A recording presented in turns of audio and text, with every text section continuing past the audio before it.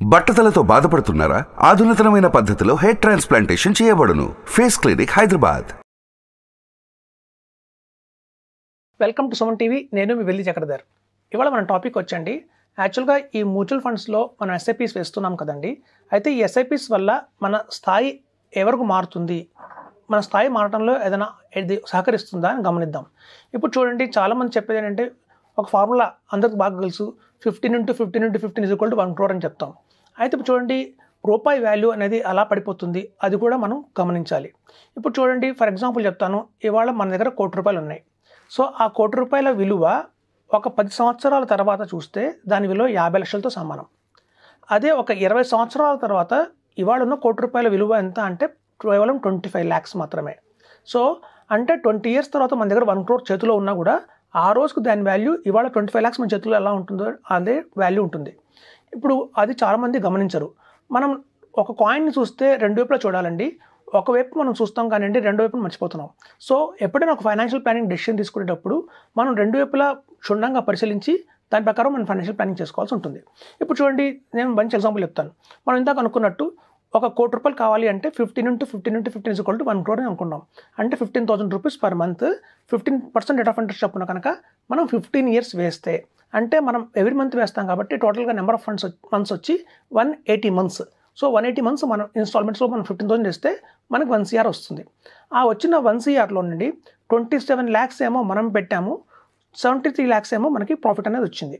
So ఆ 73 lakhs ప్రాఫిట్లో మనం 10% tax కట్టినా కూడా 7 lakhs మనం ట్యాక్స్ తీసేసుకున్నా కూడా 66 lakhs ప్రాఫిట్లో అయితే మనం ఉన్నాం. సో ఈ 7 lakhs ట్యాక్స్ తీసేస్తే ఉన్న 1 crore మనకి 93 lakhs మనకి ఆ రోజు వచ్చినట్టు. సో ఇక్కడి నుంచి 15 years తర్వాత ఆ 93 lakhs వాల్యూ ఎంత అని మనం చూస్తే ఇవాళ దగ్గర 37 lakhsతో సమానం. సో చూడండి, మనం ఇవాళ 37 lakhs మన చేతిలో ఉన్నాయి అంటే ఈవెన్ మనకి ఒక 2 BHK కూడా మనం కొనుక్కోలేము. సో ఇవాళ ఉన్న పరిస్థితి మనం గమనిస్తే ఒక 1 crore ఎస్ఐపి మనం అనుకుంటాం, ఒక ఫ్యూచర్లో మనకు 1 crore వస్తుంది, ఈ ఫ్యూచర్లో మనకు 1 crore వస్తుందని. కానీ ఆ ఫ్యూచర్లో వచ్చే 1 crore ఇవాళ ఈ ప్రైస్తో మనం కంపేర్ చేస్తే అది 37 lakhs మాత్రమే అవుతుంది.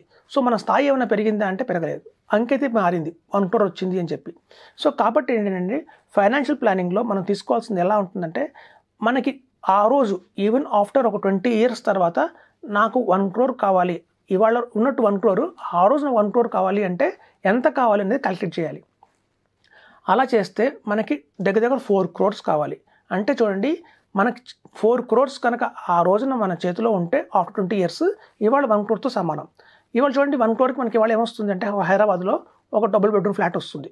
సో ఇవాళ మనం ఒక డబుల్ బెడ్రూమ్ ఫ్లాట్ కొనడానికి 1 crore ఖర్చు పెట్టినట్టు 20 years తర్వాత, ఇక్కడి నుంచి 23 years తర్వాత మనం కొనాలి అంటే ఒక డబుల్ బెడ్రూమ్ ఫ్లాట్, దాని కాస్ట్ ఆ రోజున 4 crores ఉంటుంది. సో అట్లా కాబట్టి మన ఎస్ఐపి ఎప్పుడైనా సరే సిస్టమేటిక్ ఇన్వెస్ట్మెంట్ ప్లాన్లో ₹15,000 per month మనం చేయకూడదండి, ఇంటూ 4 times చేయాలి. సో ₹60,000 per month ఎస్ఐపి వేసుకుంటూ వెళ్తే 15 years తర్వాత మనకు 4 crores వస్తుంది. ఆ 4 crores ఆ రోజున ఈక్వల్ టు 1 crore అవుతుంది. సో మనం ఫైనాన్షియల్ ప్లాన్లో చేసే పెద్ద రాంగ్ మిస్టేక్స్ ఏంటంటేనండి, కరెక్ట్గా మనం ప్లాన్ చేసుకోకపోతే అంత కష్టపడి మనం చేసుకున్నా కూడా ఆ రోజు మన స్థాయి ఎలా ఉంటుందంటే మళ్ళీ కాస్ట్ రూపీ వాల్యూ పడిపోవటం వల్ల మళ్ళీ మనం డౌన్గ్రేడ్ అవుతాం. సో కాబట్టి మనం చెప్పేది ఏంటంటే, ఎస్ఐపీస్లో మనకు చిన్న డిసడ్వాంటేజ్ కూడా ఉందండి. మనం ఏం చేస్తున్నామంటే వాల్యూస్ని హైలో కొంటున్నాం. మన దగ్గర ఇది చూడండి, లంసమ్గా పెడితే మనం ఒకవేళ మీకు మంచి ఎగ్జాంపుల్ చెప్తాను. 20 years బ్యాక్ మనం తీసుకుందాం నిప్పాన్ ఇండియా గ్రోత్ ఫండ్. అందరికీ తెలిసిన famous one of the best mutual fund ఏంటంటే నిప్పాన్ ఇండియా గ్రోత్ ఫండ్. చూడండి, ఎవరైతే 2004లో అంటే 20 years బ్యాక్ ఒక 25 lakhs కనుక నిప్పాన్ ఇండియా గ్రోత్ ఫండ్లో వన్ టైమ్గా ఇన్వెస్ట్మెంట్ చేసి వదిలేస్తే ఇవాళ దగ్గర దాని వాల్యూ వచ్చి 10 crores ఉంది. 10 crores. సో ఇప్పుడు చూడండి, 10 crores మన చేతిలో ఇవాళ ఉంది అంటే మనం ఎంత లగ్జరియస్గా ఉండొచ్చు, హ్యాపీగా ఉండొచ్చు.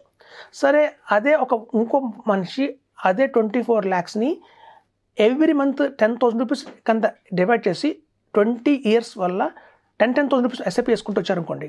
సో ఆయన పెట్టిన 20 yearsలో 24 crores ఇన్వెస్ట్ చేశారు, 24 lakhs ఇన్వెస్ట్ చేశారు.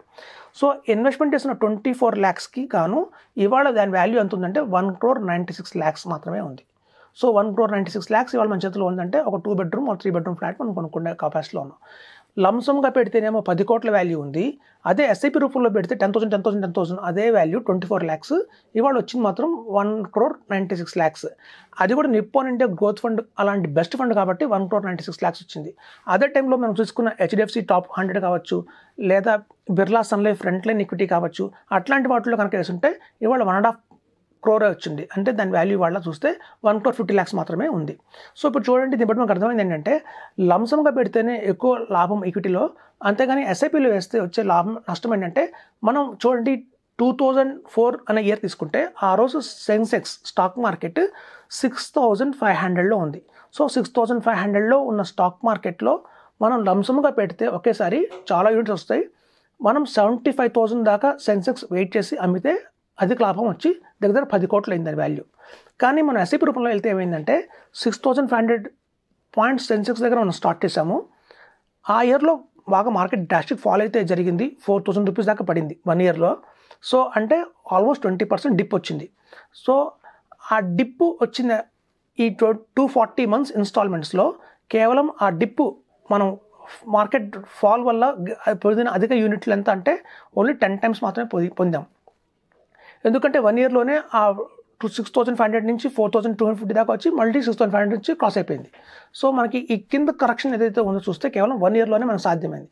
సో 1 yearలో మనం ఎన్ని ఇన్స్టాల్మెంట్స్ చేస్తామంటే కేవలం 10 or 12 ఇన్స్టాల్మెంట్స్ మాత్రమే చేస్తాం. సో మనకి ఈ యావరేజ్ కాస్ట్ మనకి వచ్చిన లాభం ఏంటి అంటే కేవలం 10 monthsకే వచ్చింది ఆ యావరేజ్ కాస్ట్ అవుట్ ఆఫ్ 240 ఇన్స్టాల్మెంట్స్లో. రిమైనింగ్ 230 ఇన్స్టాల్మెంట్స్ ఏవైతే ఉన్నాయో అవి 6,500 కంటే ఎక్కువ పెట్టే కొన్నాం. 7,500లో కొన్నారు, 8,500లో కొన్నారు, 10,000లో కొన్నారు, 16,000లో కొన్నారు. మళ్ళీ మార్కెట్ కరెక్షన్ వచ్చి 15,000, 14,000 పడిపోయినా కూడా 6,500 కంటే ఎక్కువే కదా, 6,500 కంటే బిలోలో కొనలేదు. సో కాబట్టి అక్కడి నుంచి మనం కొనుక్కుంటూ ఈవెన్ 50,000 సెన్సెక్స్ మార్కెట్లో కొని 65,000లో కొని ఇవాళ 75,000 దాకా కొనుక్కుంటూ వచ్చాం. సో ఎప్పుడైతే ఎస్ఐపిలో ఉన్న ఒక డిసడ్వాంటేజ్ కూడా ఉందండి, మనం ఎప్పుడైతే ఎస్ఐపి ఫార్మ్లో ఓన్లీ మొత్తం మన టైం ఫ్రేమ్ తీసుకుంటే 180 ఇన్స్టాల్మెంట్స్ కావచ్చు, 240 ఇన్స్టాల్మెంట్స్ కావచ్చు, కేవలం 10 ఇన్స్టాల్మెంట్స్ మాత్రమే ఆ రోజున్న సెన్సెక్స్ మార్కెట్ కంటే తక్కువలో కొంటామండి. బ్యాలెన్స్ 150 ఇన్స్టాల్మెంట్స్ కావచ్చు, 180 ఇన్స్టాల్మెంట్స్ కావచ్చు, ఆ రోజుకున్న వాల్యూ కంటే సెన్సెక్స్ కంటే మనం ఎక్కువలోనే కొంటాం. అయితే చాలామంది అనేది ఏంటంటే ఆ రోజు ఎంతమంది దగ్గర 24 lakhs అవైలబిలిటీలో ఉన్నాయి, లంసమ్గా పెడదాం ఓకే, కానీ ఫండ్ కూడా అవైలబిలిటీలో ఉండాలి కదా అంటారు. చూడండి, ఆ రోజు 24 lakhs అంటే ఇవాళ 1 crore సమానం. అంటే ఆ రోజు 24 lakhs పెట్టారు అంటే ఈరోజు 1 crore పెట్టిన సమానం. అంటే చూడండి, వాళ్ళు 1 crore పెట్టారు, కష్టపడి పెట్టారు 1 crore, కానీ ఫలితం ఇవాళ చూడండి 10 crores వచ్చింది, 10 crores. అంటే లాభం కూడా అలాగే ఉంది కదా.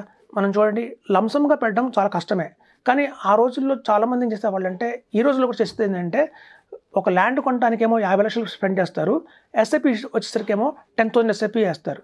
క్యాపబిలిటీ ఉన్నా కూడా మ్యూచువల్ ఫండ్స్లో SIP best compare to bank fixed deposits, post office scheme, PPF, insurance product, వీటితో అన్నిటితో కంపేర్ చేస్తే mutual funds is the best, అందులో డౌట్ లేదు. ఈవెన్ మన దగ్గర స్తోమత లేదు, ఒక ఎస్ఐపి ఫామ్లో వేసుకున్నా కూడా వీటన్నిటికంటే బెటర్. ఇన్ఫ్లేషన్ బీట్ చేస్తుంది, లేకపోతే ఇన్ఫ్లేషన్ సమానంగా ఉంటుంది. కానీ మన దగ్గర అర్హత ఉండి కూడా, అంటే మన దగ్గర హ్యూజ్ కార్పస్ ఉండి కూడా, మన దగ్గర ఉన్న 50 లక్షలనేమో ల్యాండ్లో పెట్టి మ్యూచువల్ ఫండ్స్లో ఎస్ఐపి ఫామ్లో మాత్రం మనం 5,000 ఎస్ఐపి వేసుకుంటాం, 50,000 ఎస్ఐపి వేసుకుంటాం, ఈవెన్ 1 lakh ఎస్ఐపి వేసుకున్నా కూడా అది మనకి అయితే క్యాపిటల్ బిల్డ్ చేయదండి, వర్త్ అయితే కాదు. చూడండి, ల్యాండ్స్లో పెట్టేలాగా 50 లక్షలు, ₹1,00,00,000 కనుక మీరు ఈక్విటీలో పెడితే గణనీయంగా మీకు ప్రాఫిట్స్ అయితే వస్తాయి. 3-4 generations కూర్చొని తినేంత ప్రాఫిట్ అయితే మనం మేక్ చేసుకోవచ్చు. అంత స్కోప్ మనకి మ్యూచువల్ ఫండ్స్లో కానీ పిఎంఎస్లో కానీ ఉంది. వెరాస్ మనం చేస్తున్న పెద్ద పొరపాటు ఏంటంటే, ల్యాండ్స్లోనేమో ఎకరాలు కొంటున్నాము, మంచి ప్రోడక్ట్ ఉన్న ఈక్విటీలోనే మాత్రం ఎస్ఐపి ద్వారా కేవలం 1 lakh, 2 lakhs, 5,000, 50,000 అలా వేస్తున్నాం. సో నేను చెప్పేది ఏంటంటే, కెపాసిటీ ఉన్న మేరకు మాత్రం మీరు లంసమ్గా పెట్టండి. చాలామంది చేస్తున్న చెన్నైలో ఏంటంటే మోర్టగేజ్ లోన్స్ తీసుకుంటున్నారు, అంటే హోమ్ మీద లోన్ తీసుకొని కూడా ఈక్విటీలో ఇన్వెస్ట్మెంట్ చేస్తున్నారు.